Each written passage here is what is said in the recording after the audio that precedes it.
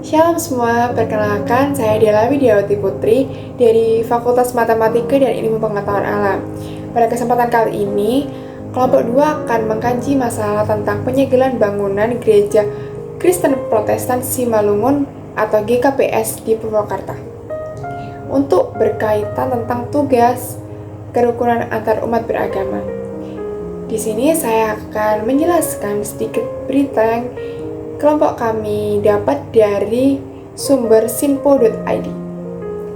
Persekutuan Gereja-Gereja Indonesia atau PGI mengecap keras tindakan Bupati Purwakarta yaitu Ane Ratna Mustika yang menyegel bangunan Gereja Kristen Protestan Simalungun Purwakarta di Desa Cigelam, Kecamatan Babakan, Cikau.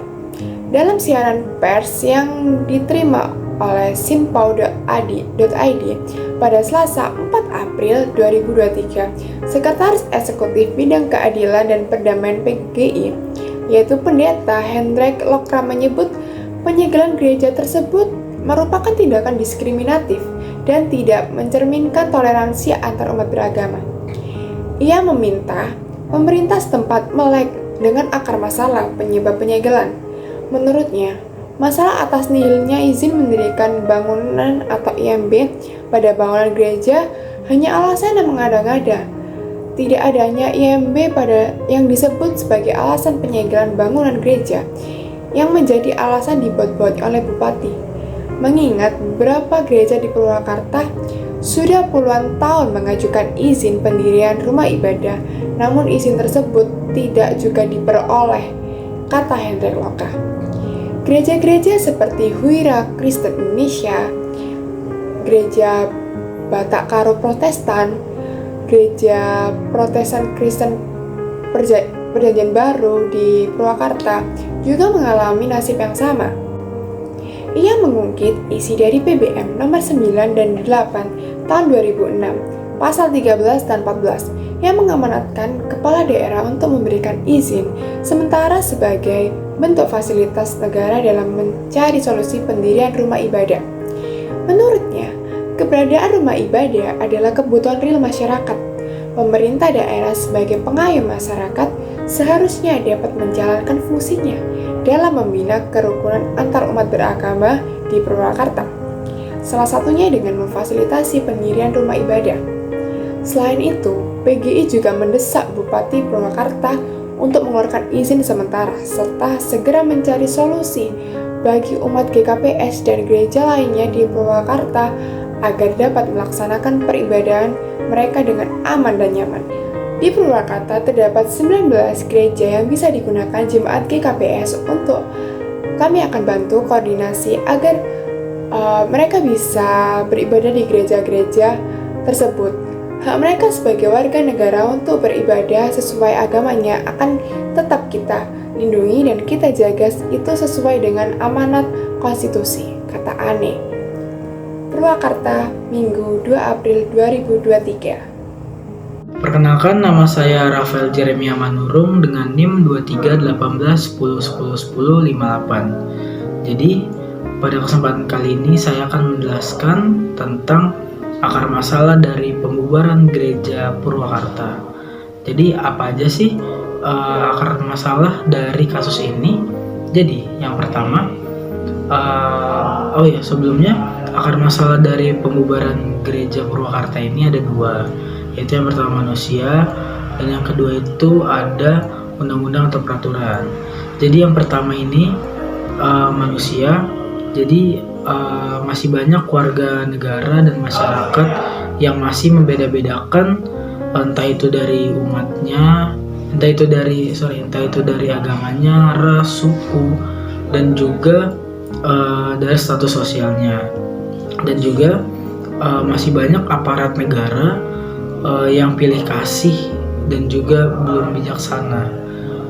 Dan juga masih banyak para pemuka agama yang belum efektif dalam membawa umatnya ke dalam suatu perbedaan. Karena untuk bisa membawa suatu perbedaan itu merupakan karunia terbesar dari Tuhan dan itu sangat patut kita syukuri. Dan yang kedua itu ada ada undang-undang atau peraturan. Jadi undang-undang atau peraturan ini sangat berperan besar di dalam kasus pembubaran Gereja Purwakarta pada kali ini.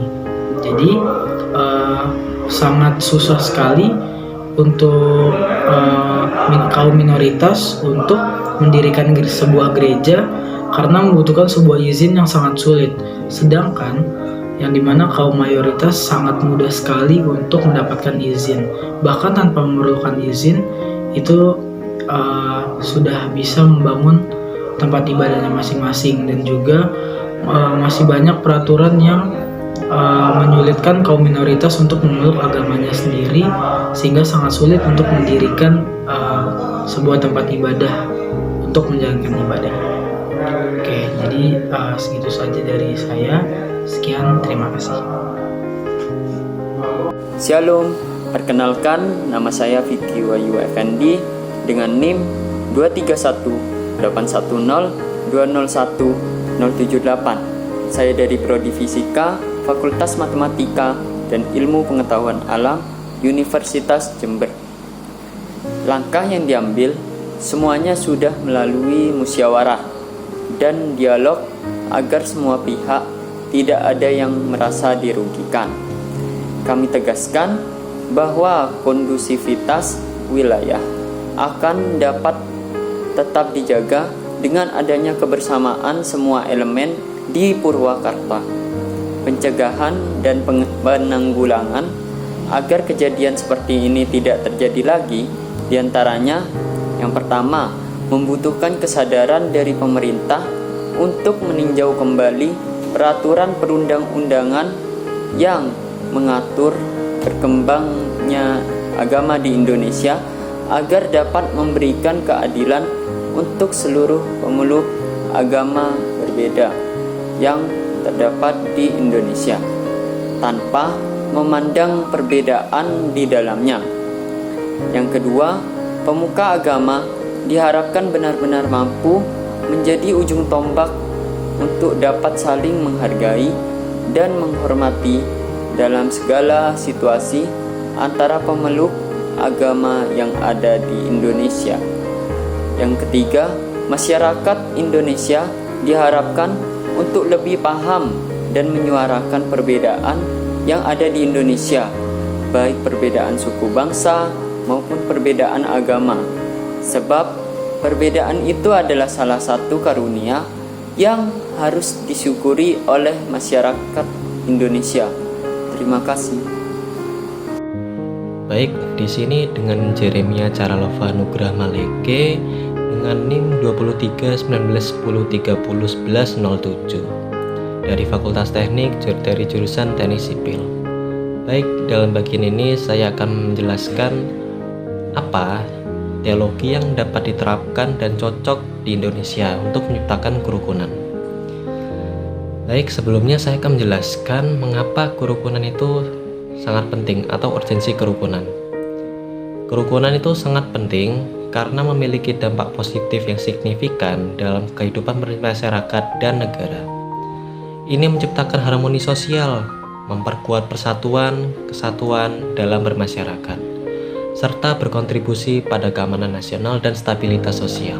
Dalam keseluruhan, kerukunan itu adalah landasan penting bagi kehidupan yang damai, harmonis, dan berkelanjutan dalam masyarakat. Menciptakan lingkungan inklusif, adil, dan bermartabat bagi semua warga negara. Baik, lalu teologi apa yang cocok untuk membuat kerukunan ini?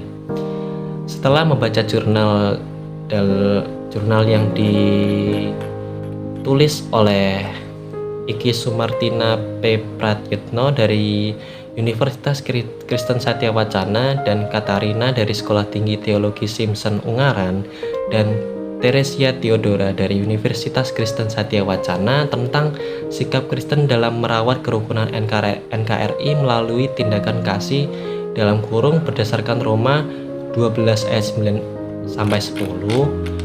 Jadi teologi yang cocok untuk diterapkan itu adalah teologi kasih. Mengapa? Jadi teologi yang tepat untuk diterapkan dalam menciptakan kerukunan itu adalah teologi kasih, karena Teologi kasih mengajarkan bahwa cinta adalah inti dari ajaran agama dan merupakan panggilan iman yang universal.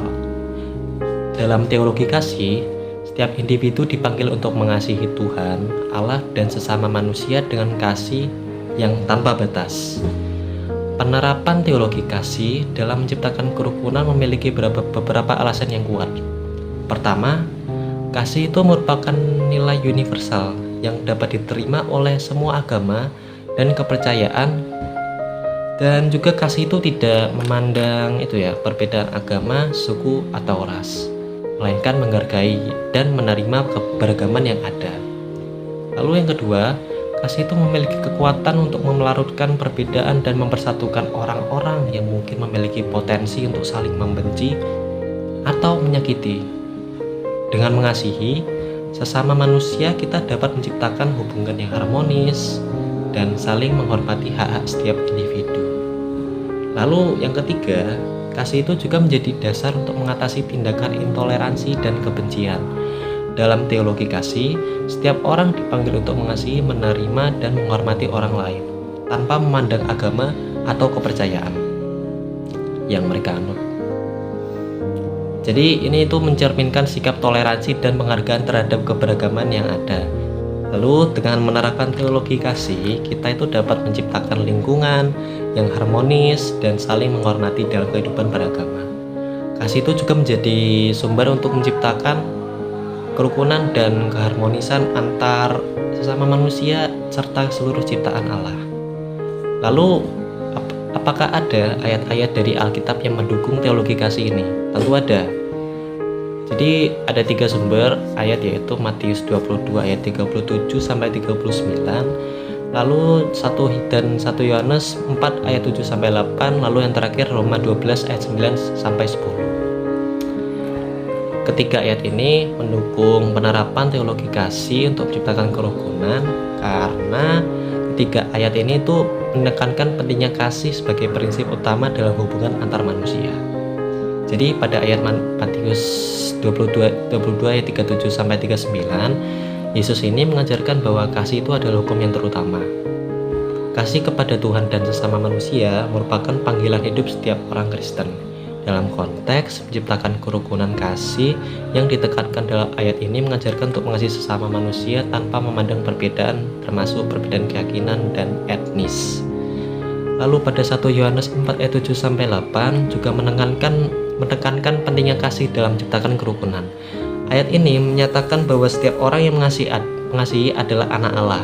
Karena Allah sendiri adalah kasih, dengan mengasihi sesama manusia, kita menunjukkan karakter Allah yang kasih kepada dunia. Lalu kasih yang tulus dan tidak pura-pura menjadi dasar untuk membangun hubungan yang harmonis dan saling menghormati. Juga Roma 12 ayat 9 sampai 10 menekankan tindakan kasih yang tulus dan nyata. Ayat ini mengajarkan agar kasih itu tidak pura-pura, melainkan dilakukan dengan sepenuh hati. Kasih yang tulus akan mendorong kita untuk melakukan kebaikan kepada orang lain dan saling mendahului dalam memberi hormat.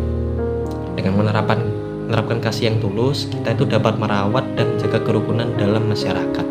Dengan demikian, ketiga ayat tersebut itu dapat mendukung penerapan teologi kasih dalam menciptakan kerukunan. Lalu apa penerapan nyatanya dalam teologi kasih ini? Jadi contoh penerapan teologi kasih dalam penciptaan kerukunan itu adalah dengan mengutamakan sikap saling mengasihi, menerima dan menghormati antar individu yang berbeda keyakinan atau agama. Ini termasuk menghormati perbedaan, membalas kebencian dengan pengampunan, lalu merespon ketidakpedulian dengan perhatian, dan memberikan bantuan kepada yang membutuhkan.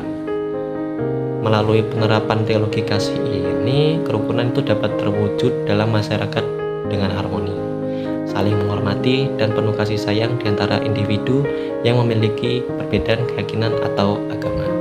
Sekian penjelasan dari saya. Terima kasih. Shalom, perkenalkan nama saya Cynthia Putri dengan NIM 23 181 0101026 dari kelompok 2.